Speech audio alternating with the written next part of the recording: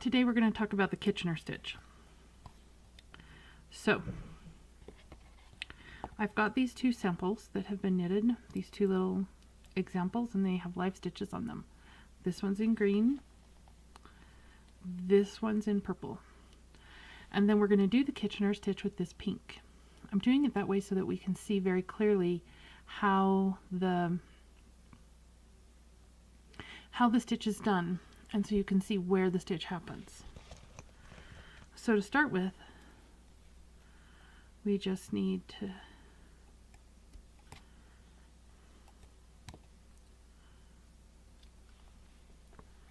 trim off those edges. Now we want to do our Kitchener stitch. If I was just doing it with one color and combining the two, like with the toe of a sock or with two edges of a garment that I'm going to Kitchener together so that it's a seamless or very nearly seamless transition, all of this would be in the same color. And I would just use the working end of my yarn, or the yarn that I ended with, and just measure off 4 times as long before I cut one of these, and measured 4 times as long. Now, since we're going to be doing it, and you could see how I do that checking out the Fisherman's Rib or the Simple Elegance Cowl tutorials. So I'm pretty generous and flexible. I did 5 just because, but you want it to be, the rule is at least 4 times. I'm going to thread my darning needle. Then I'm going to slide my needles in, and I'm going to put the wrong sides together.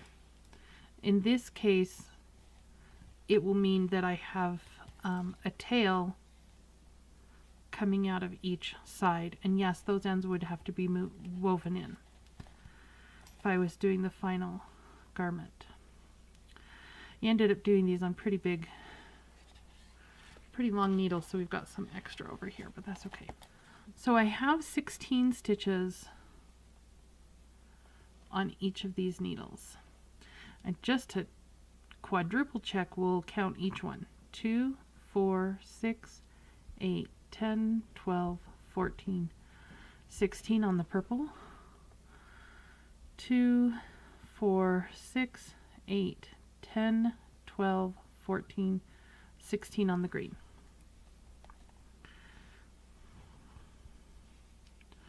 So I'm going to take my needle,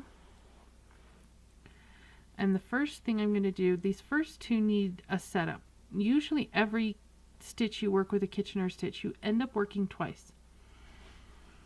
So because I don't have stitches that are already worked, I need to do what's called setup stitches. So holding it together so that the wrong sides are together, inserting it through the first needle as if to purl, through the first stitch as if to purl. So right through here as if to purl. Then I'm going to leave that stitch on the needle because I'm working with this yarn here. I am going to pause just for the sake of this demo.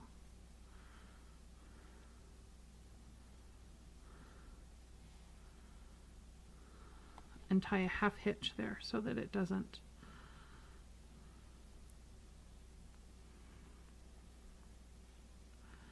go zipping away from me.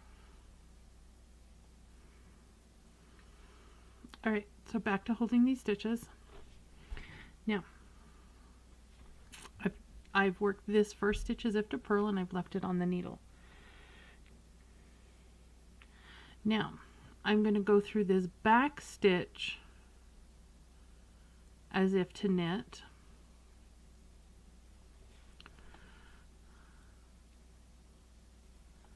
So I'm going to be putting my tapestry needle right through here as if to knit, pull it all the way through,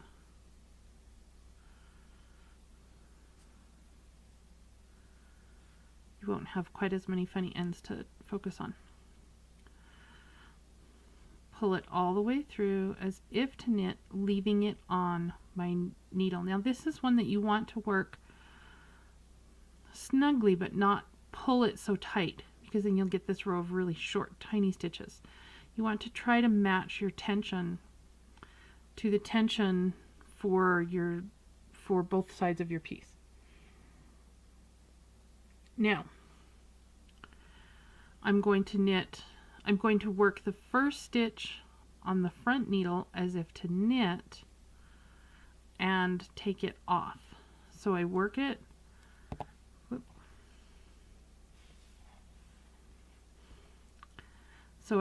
as if to knit, and then I move it off my needle. Then I work the next stitch on my needle as if to purl, as if I'm working a purl stitch.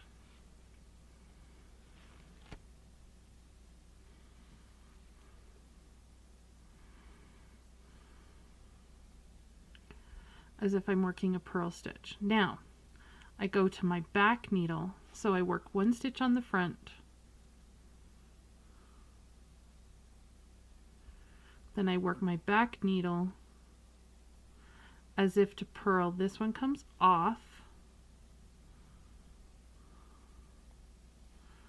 Now I work the next available stitch on my back needle as if to knit. So I'm putting it right through this green stitch. Let's see if I can move this out of the way enough. There we go. Right through this green stitch as if I'm knitting it. And I leave that one on. Then I knit the front. I insert the tapestry needle as if to knit, and this one comes off. I run this one through as if to purl, and that one stays on. Purl off,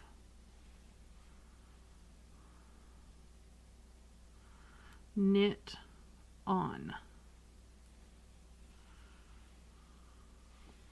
knit off, purl on. Now once you get the hang of this, and once it becomes a repeatable pattern, you kind of end up taking not exactly shortcuts, but you end up being a little bit more efficient in your stitches.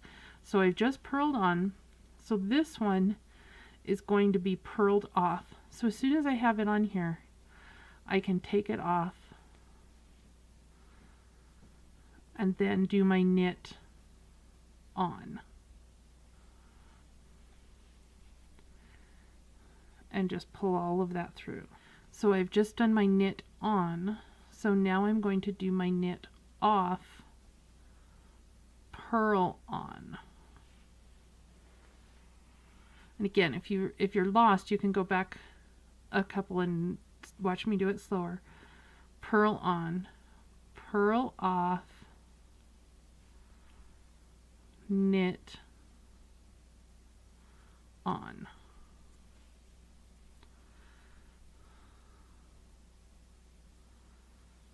Okay, so this next one would be a knit off, but what I'm going to do right now is pull these up so we can look at how this is coming out. And we can see how what we're getting is this line of perfectly grafted stitches. It's just a seamless transition between one or the other. And if we look onto the back, we see the same thing. It's a perfect transition. So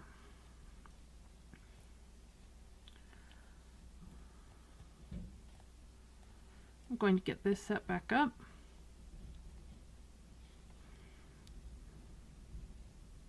And I just did a knit on in the back. That was my last stitch. I can tell because that's where my working yarn goes. When you're learning how to Kitchener stitch, I do not recommend you stop like I just did and do what I just did. I did that for your purposes. It can be tricky to find, but just remember that your yarn will tell you where you are. This yarn is coming through and going out this stitch is a knit stitch. So I know that the last thing I did, and here's my yarn coming out, the last thing I did was work this as a knit stitch and I left it on. So, and this one has been worked. So now I'm ready to knit off and purl on. And that's the mantra that you'll kind of see written different places. Purl off, knit on,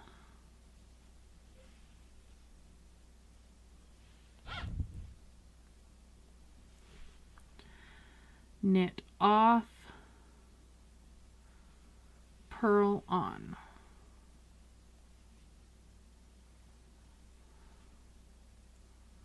Purl off, knit on,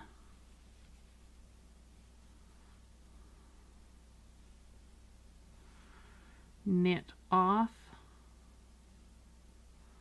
purl on.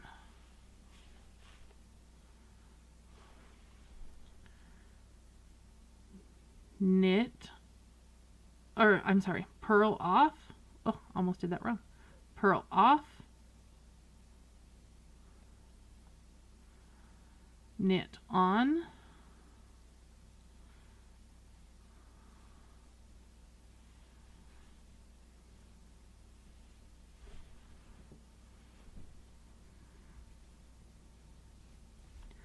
knit off,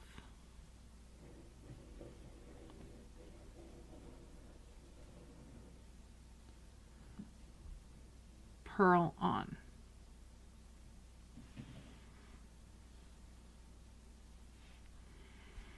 Sorry, I've got a lot of ends on here.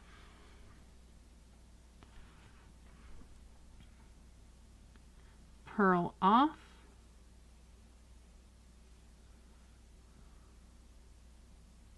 knit on, and you can see how I want to make sure that I don't go down through here, down in this way. I want to make sure that as I'm knitting on, I'm getting my stitch. See if I can angle that. Yeah, there we go. I want to make sure that I'm getting my stitch, not going underneath it.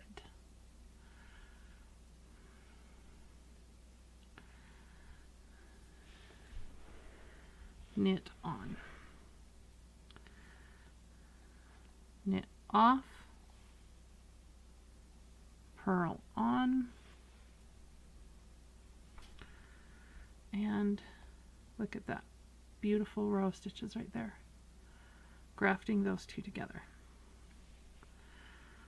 Purl off, knit on.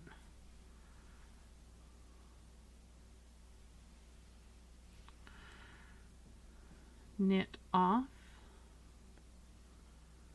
purl on. Now I'm just going to repeat this until I get to the end. So really quickly, I want to show you what it looks like if you pull too tightly. So I just pulled these too tightly, and you can see how my Kitchenering just disappears. And that's what it looks like on the other side.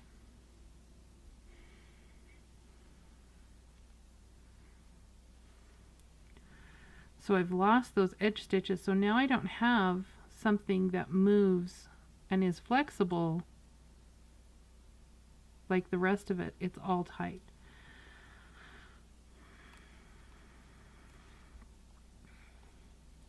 So if you do that, you can of course go back through if you end up pulling it too tight, and bit by bit work some of this extra yarn and loosen those tight stitches up just like you can any other piece of knitting.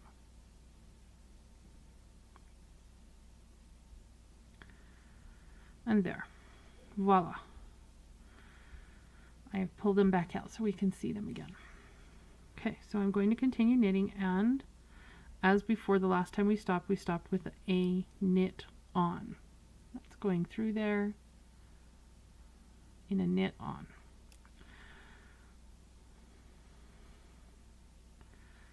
So knit off, purl on,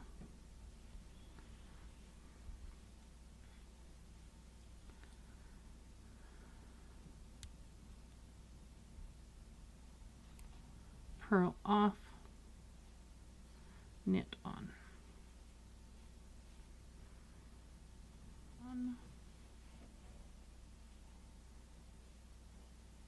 Whoops.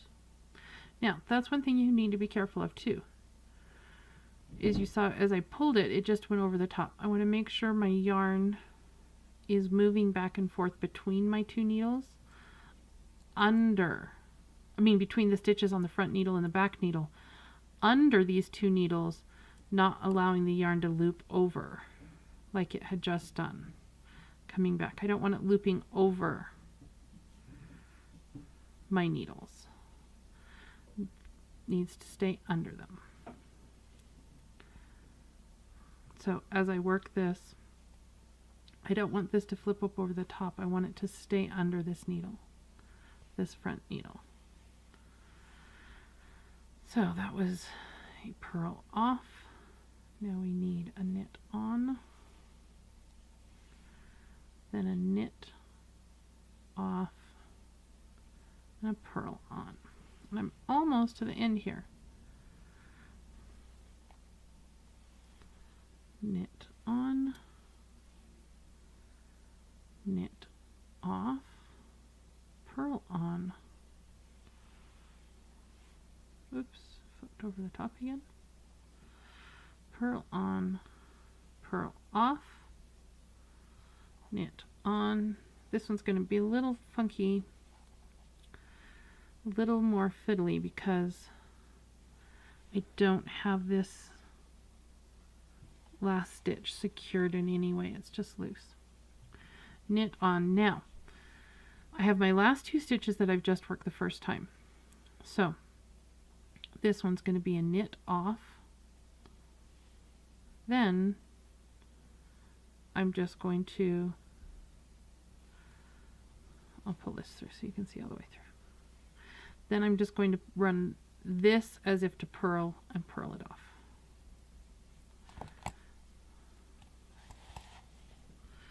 So then I would just weave in my ends. And I have this nice little set of stitches. If I was a little unhappy about how loose those were, I could very easily take my darning needle and just like any stitches anywhere else, I would probably wash and block that first. But I could very easily take my darning needle and just move those along.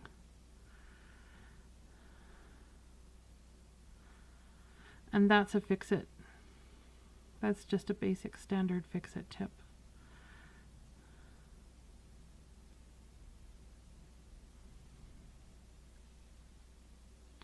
So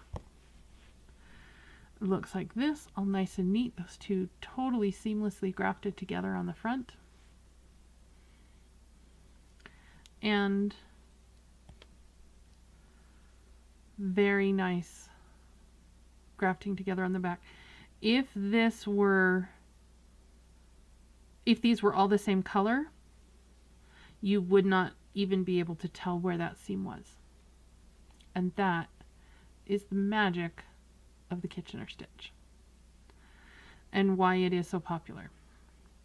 It's a little bit fiddly, takes a little bit of practice, but practice it with 3 different colors and see what you think as you figure it out. As you work it, and especially if you work it with just little samples like I've done in 3 different colors, it's very easy to see which stitch is where and what you're doing and how the stitch is formed, and that can be very helpful and educational. All right, so we've just done the Kitchener stitch on just a sample, on our sample right over here. But what does it look like when you're doing something that you're seaming something together? The next 2 things I'm going to show you, the first one is the Fisherman's Rib Cowl, and show you how I am going to be Kitchenering those stitches together. All right, our Fisherman's Cowl, I did the shorter version,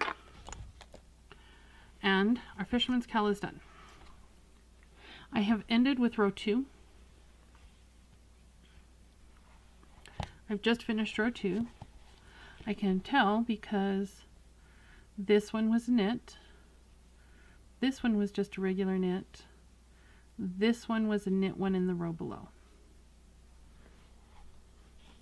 I've decided that I want this side to be the right side of the piece.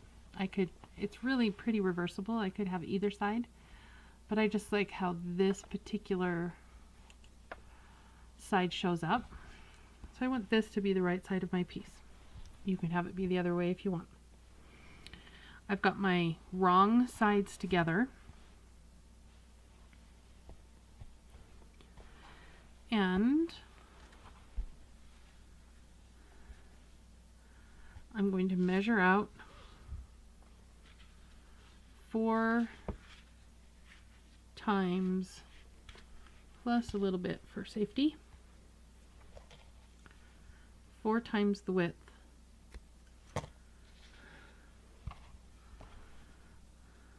and thread my darning needle.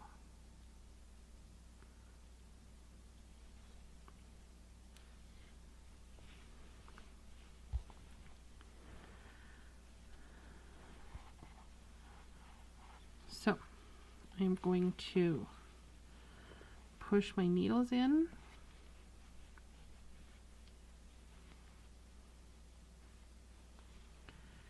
and I'm going to get ready.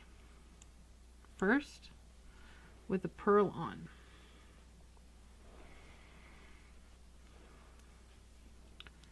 And in through the back with the knit on.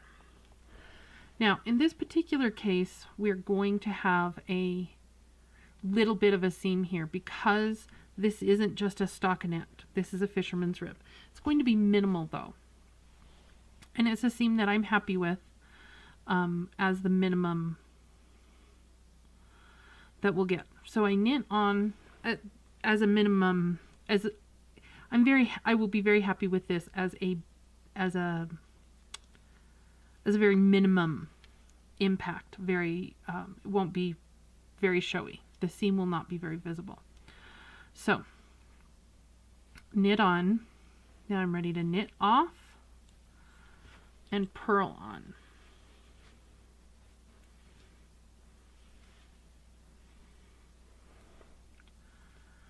Purl off,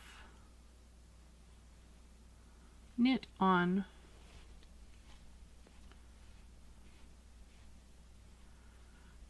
this is a little bit easier than that little sample we had. I do want to make sure, since this is really bulky, that I do not pull it too tight. Knit on, knit off, purl on.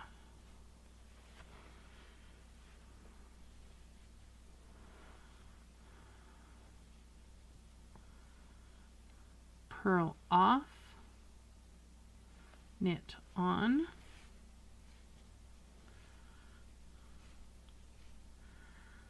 again being very, very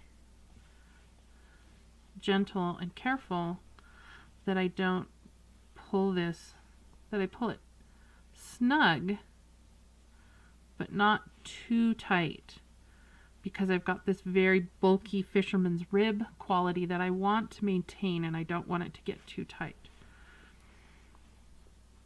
knit off, purl on,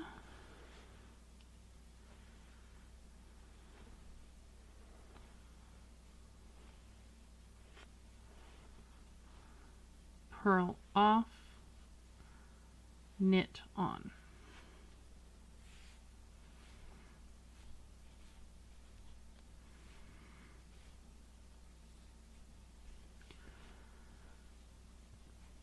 Knit off, purl on.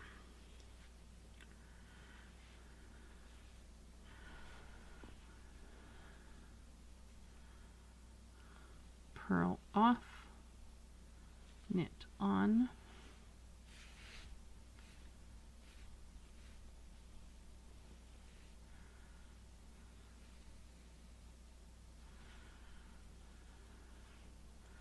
knit off, purl on. And I'm just going to keep repeating this same pattern. Purl off, knit on, until I get to the end. Once again though,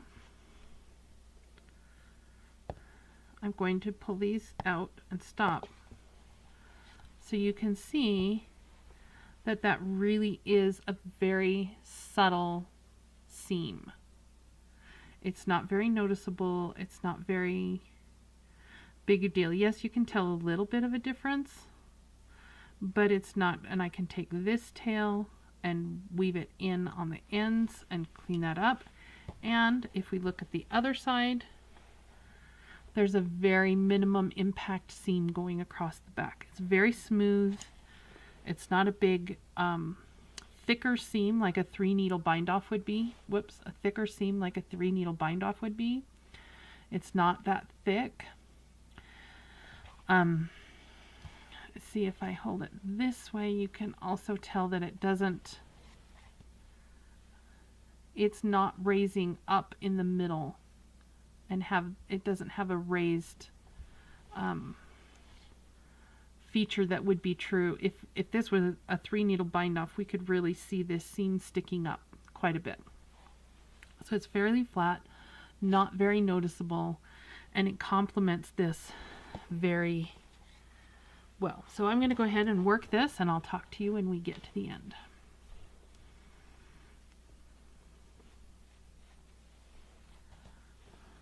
Okay.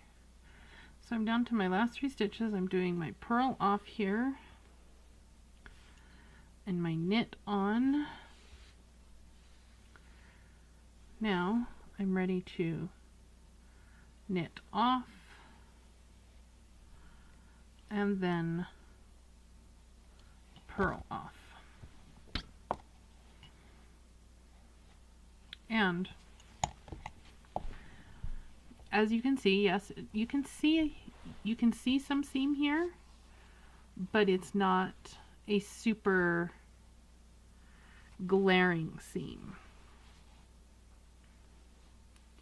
So it's not a super glaring seam.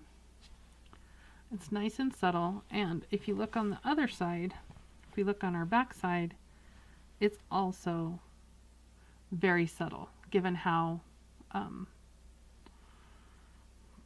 given our fisherman's rib. So very happy with that seam, and we're ready to weave in our ends, and this cowl is done.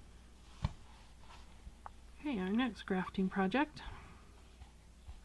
next demo of how to do the grafting is on our simple Elegance cowl. Again, we're going to take our working yarn and measure off at least 4 times. 1, 2, 3, 4. And again, I like to be a little generous because it really, really, really sucks to not have enough yarn to do this cast on, to run out of yarn in the middle of this cast off, in the middle of kitchenery. All right, so we'll thread our needle.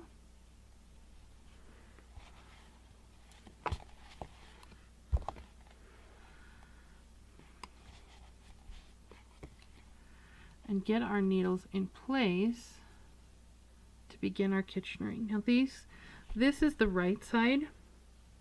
These are the ones that was off camera. I can tell because I've got a stitch marker on this side, on my right side. This is a totally reversible cowl and a totally reversible pattern, so it really doesn't matter. This is where I started. This is my cast on edge. These are the stitches that I picked up from the provisional cast on, and now I'm ready to do my Kitchener-ing on this. I have a stitch marker here, but I'll be taking that out. So we've got our wrong sides together, and just like before, we're going to start our Kitchener stitch.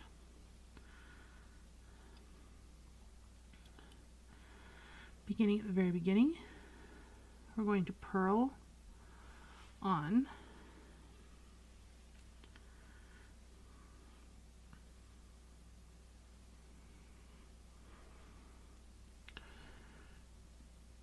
knit on. Now, knit, making sure we're getting into the stitch, knit off, purl on,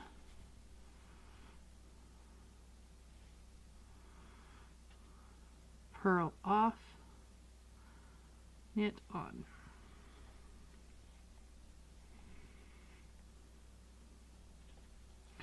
Now that's another thing that you want to try to make sure doesn't happen, is that it doesn't get looped around, especially as you're beginning with edges, that it doesn't get looped around your edge. So you want them to be up. Again, you want to do it snugly, but not too tight and not too loose. It's kind of a delicate little balance. So I've just knit on the back. I'm going to knit off the front, purl on,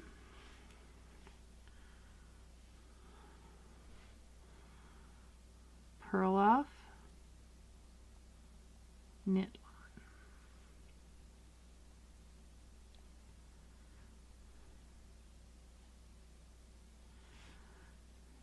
on, knit off,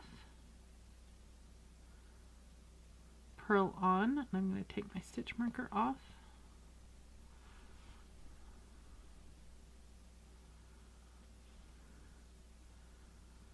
and then purl off, knit on.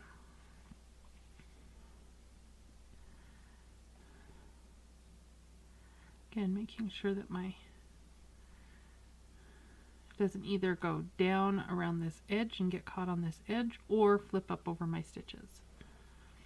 Okay, so I'm going to just keep working this until I get to the end. I'll probably stop about halfway through and show you what our progress looks like.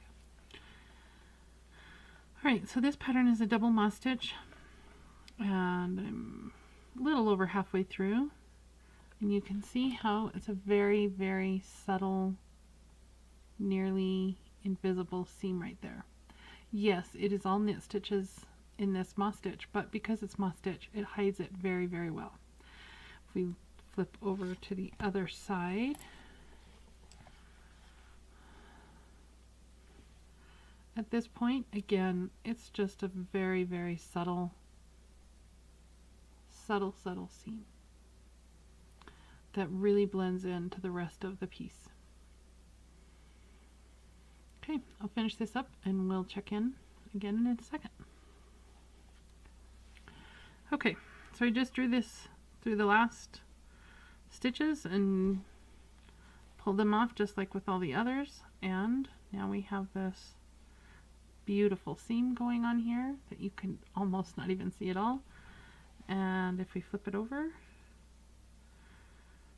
we can see again a very subtle seam going on there that will just blend right in, especially after washing and blocking. Alright, that's the Kitchener stitch in a variety of circumstances and a variety of uses.